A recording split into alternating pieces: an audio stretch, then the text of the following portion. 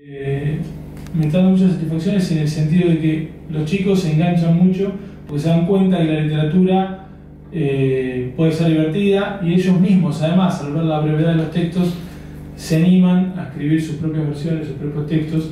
Así que muy contento con eso, y creo también que es algo donde las editoriales juveniles e infantiles podrían apostar, porque hay un terreno muy fértil.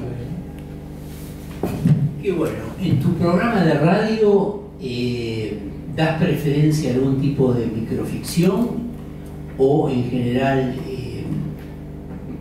difundís varios temas, no solamente la microficción infantil? No, la microficción infantil es una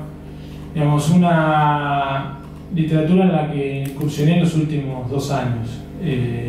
El programa ya tiene 5.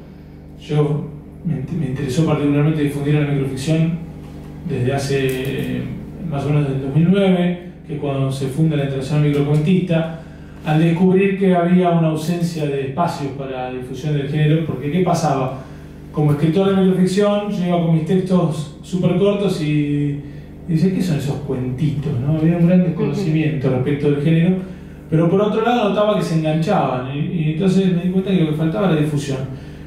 Y la radio surge como un espacio en el cual entendí que la microficción se adecuaba perfectamente, porque la literatura en radio, si bien tiene otros espacios, creo que la microficción es el género perfecto para la radio, a pesar de que la microficción es un género para ser leído más que escuchado, porque hay muchos textos que funcionan justamente a partir de llevar al lector hacia un lado y sorprenderlo en un giro final o en un juego de palabras que, si uno lo escucha desde la oralidad, no siempre es fácil de seguir. Pero hay textos que se pueden leer en radio y funcionan perfectamente, y el ciclo, que ya tiene su 5ª temporada este año, empezó siendo un ciclo de microficción, pero hoy se convirtió en un ciclo de literatura, ¿no? ¿Por qué? Porque... Claro, difundís también otro género. Sí, a menos novelistas, poetas, cuentistas, porque ya pasaron todos. Ya todos los microficcionistas del país ya pasaron por el programa. Te quería preguntar si hay de alguna manera algún límite mínimo y máximo para considerar a un relato de microficción o de cuento breve. ¿De cuánto estamos hablando, por ejemplo, una microficción? Estoy pensando en ese autor latinoamericano que escribió... Monterroso. Exactamente, eso es una línea, ¿no? Sí, una línea y media. Sí. No hay... las características de la microficción, la brevedad es solo una de ellas, pero no es la que lo caracteriza, ¿sí? Porque tenemos poesía breve, el haiku no es una microficción, por ejemplo. Tenemos ensayo breve, tampoco es una microficción. Hay algunos académicos que hablan de 300 palabras, otros hablan de una página, otros hablan de media página, otros hablan de 25 líneas como límite. El ejemplo que vos citás, que es el dinosaurio de Monterroso, que es cuando despertó el dinosaurio y todavía estaba allí, 7 palabras, con un título que es el dinosaurio, que para mí sobra, que para muchos también sobra. Sin embargo, no es, si bien es quizás el texto más conocido, no es el más breve. Me gusta siempre citar un texto de Guillermo Samperi, un mexicano, que se llama El Fantasma, y es un texto de página blanca, no tiene palabras. O hay un texto también de Luisa Venezuela de solo 2 palabras, donde juega con el texto. Hay muchos. De hecho, cada microficcionista que descubre el dinosaurio pretende ganarle a Monterroso en escribir algo más breve. Es un juego que... Y todos tenemos nuestra microficción de menos de 7 palabras. Por lo cual, creo que no hay un límite mínimo. Un máximo, yo creo que sí. La característica no es el límite de palabras, sino la forma de contar. A mí me gusta decir que lo que caracteriza a la microficción no es solo su brevedad, sino el contar, donde es más importante lo no contado que lo no dicho que lo dicho. ¿Sí? Es la forma de contar. Yo puedo contar Caperucita Roja en una página y eso no la va a convertir en una microficción, sino en la forma que yo lo cuento. ¿Sí? Es lo no dicho que obliga al lector a completar la historia. Sería lo implícito, ¿no? Lo implícito, correcto. Claro, lo que llamaba Hemingway el tema del iceberg. Exactamente. Exactamente. Claro. Decime, vos pensás para crear una microficción, esto lo tomé un poco de ese libro de Bioy Casares a la hora de escribir. ¿Sí? Si pensás y elaborás primero las características del personaje, esto llevaron si querés cosas seguramente también en cuentos que no son breves, ¿no? O si pensás primero en la situación, en el conflicto, de alguna manera. La verdad que en el último tiempo ya casi me olvidé cómo se escribió un cuento, ¿no? Hace años que vengo escribiendo solo microficción. Pero creo que coincido en la forma de crear una historia, que siempre imaginar primero la historia y después el personaje. En la microficción no hay personajes, no hay descripción de personajes. No me importa si es rubio, alto, si se llama Juan o Pedro. Lo que importa es él, ella, ellos, y generalmente los personajes se definen así. Puede haber una característica, hay mucho uso de la intertextualidad, y yo digo Caperucita Roja y no necesito decir que es una nena que lleva una caperuza roja. Digo el lobo feroz, no necesito decir que es peludo y que tiene dientes grandes. Por lo cual no hay descripción de personajes en la microficción. En el cuento sí, cuando es necesario, pero en mi caso la microficción se genera como un chispazo, a veces una imagen, puede haber obviamente hay un contenido narrativo y hay una historia que por ahí se cuenta o no, pero siempre primero la situación y el personaje. En la microficción está implícito y en el cuento viene después. Háblame un poquito de algún autor o autores preferidos o que influyeron de vos de manera tal que, bueno, te inspiraron o los tomaste como referentes dentro de la microficción. Bueno, claro. Podés a lo mejor sí, después. Te hablo en general. ¿Novela escribís o...? No, novela no. He pasado por etapas. En la adolescencia fui fanático de Poe y Verne, pero después, cuando empecé te lo llevo para la microficción, que es lo que me gusta, de lo que me gusta hablar. En la microficción, conocí la microficción sin saber que había un género atrás, por antologías. Entonces ahí había textos de muchos autores. Y después empecé a incursionar en los libros de cada uno de ellos. Si me decís cuáles son mis autores preferidos de microficción, si te hablo de Argentina, me gusta mucho Cortázar, me gusta mucho Borges, me gusta mucho Marco de Nevi. Si hablo de Latinoamérica, me gusta Galeano.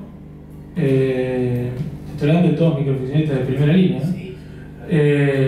Y de los contemporáneos, de los vivos. Ana María Yuba, que nosotros decimos que es la reina de la microficción, la consideramos así, igual que Luisa Valenzuela. Raúl Brasca, que lamentablemente ha postergado su tarea de creación tras la tarea de difusor, es más antólogo que escritor en los últimos años, lamentablemente.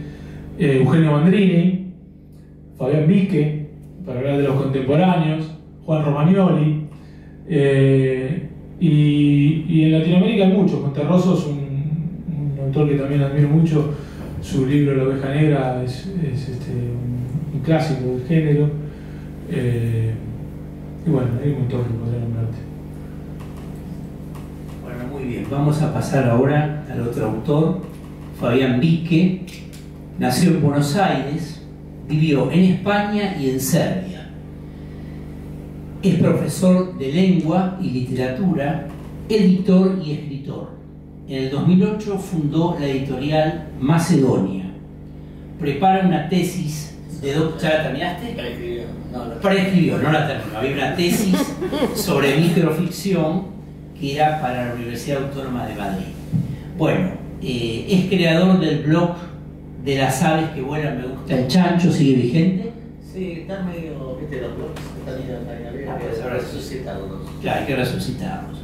Bueno, publicó la colección de mini libros, mini cuentos, Morón, 1997, con las palabras contadas, eso en Madrid en el 2003, La vida Isma y otras microficciones, Instituto Cervantes, esto en Belgrado en el 2007, Variaciones sobre el sueño de Chuang Tzu, Editorial Macedonia, 2009, y ha tenido el primer premio concurso de cuentos breves de la revista Puro Cuento en 1992, y entre otros premios el concurso de cuentos obtuvo de la Universidad Autónoma de Madrid en el 2003. Bueno, vamos a empezar por preguntarle cómo influyó en su formación la revista Puro Cuento, ¿no?, de la década del 80. Sí, bueno, esa revista era casi uno de mis primeros contactos con la literatura, una revista hermosa de Mempo Giardinelli. No me salía el nombre del chaqueño, por eso lo dije. Sí, que es en realidad, después me enteré que era como una versión argentina de la revista mexicana llamada El Cuento del Mundo Valadez, que él hizo como una versión acá. Bueno, y en esa revista venían cuentos, entrevistas a cuentistas, ensayos sobre el cuento, y dispersas por ahí venían microficciones que, bueno, ni siquiera lo llamaban ellos, lo llamaban cuento breve. Y había un concurso permanente, qué sé yo, y yo sí mandé ahí un par de textitos que eran las primeras cosas que yo escribía, y salieron ahí. Sí. Después me acuerdo también, porque yo coleccionaba esa revista, y una vez me encontré en la Feria del Libro con Mempo Giardinelli, muy amable, incluso me dio algunas revistas.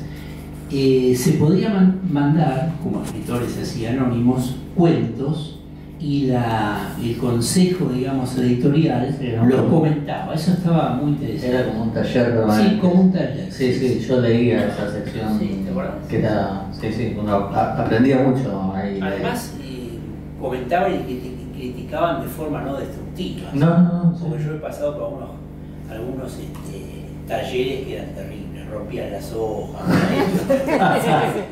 El primer taller que fui ya murió, que era de poesía con Osvaldo Rosler. Yo caí ahí y dije, bueno, por fin entro en el mundo de la literatura, porque venía del derecho, que era muy formal.